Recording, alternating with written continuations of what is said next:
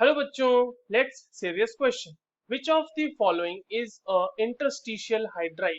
Options are TiH 1.5 to 1.8, B2H6, LiH, H2S। चलिए इस question को सॉल्व करते हैं बच्चों। और सबसे पहले ये देखते हैं कि इस क्वेश्चन को सॉल्व करने के लिए हमारे पास कौन से की कॉन्सेप्ट की जानकारी होनी चाहिए।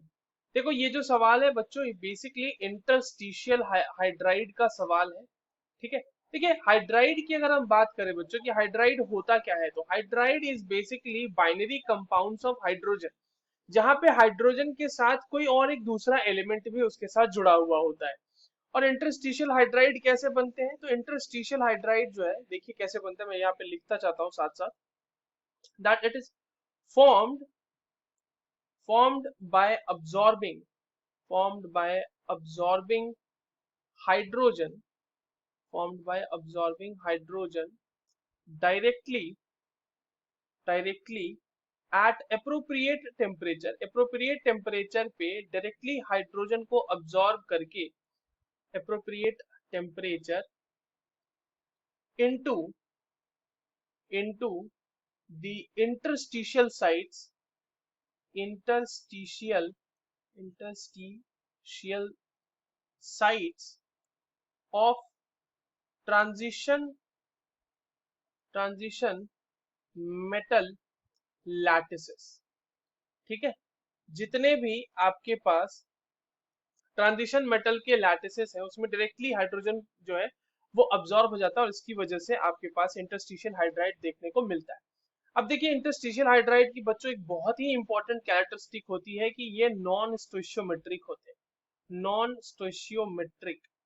ठीक है। नॉन स्टोइशियोमेट्रिक क्यों होते हैं, क्योंकि देखिए जब वो इंटरस्टिशियल स्पेसेस में हाइड्रोजन जा रहे होंगे, अब्सॉर्ब हो रहे होंगे, तो वो स्टोइशियोमेट्री को बैलेंस करने के हिसाब से थोड़ी ना जा रहे होंगे। और स्टोइशियोमेट्री बैलेंस होने का मतलब जैसे एक देखिए सिंपल होल नंबर रेशियो, जैसे आप ऑप्शन बी को देखिए, B2H6 आपको एक बिल्कुल दिख रहा है ना स्टोइशियोमेट्रिक रेशियो में कि 2 बोरोन है, उसके लिए 6 हाइड्रोजन एटम है। आप LiH के केस में देखिए, आपको आपको दिखेगा कि 1 लिथियम एटम है, 1 हाइड्रोजन एटम है। आप H2S के केस में देखिए, आपको दिखेगा कि 2 हाइड्रोजन एटम है, उसके लिए 1 सल्फर एटम है। बट अगर हम नॉन स्टोइशियोमेट्री की बात करें, जैसे जिरकोनियम जिरकोनियम ZnH जो बनता है हाइड्राइड ZnH, वहां पे देखिए x की वैल्यू जो है 1.30 से लेके 1.75 तक कुछ भी हो सकती है। ठीक है। एंड दैट कंप्लीटली डिपेंड्स कि कितना ज्यादा हाइड्रोजन उसके अंदर डिफ्यूज हुआ है। सिमिलरली अगर हम निकेल की बात करें NiHX, यहाँ पे x की वैल्यू 0.6 से लेके 0.7 कुछ भी हो सकती है।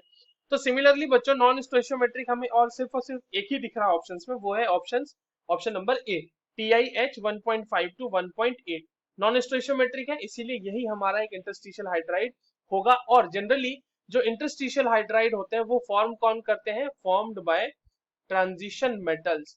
जो ट्रांजिशन मेटल होते हैं, ट्रांजिशन मेटल्स वही फॉर्म करते हैं। ठीक है।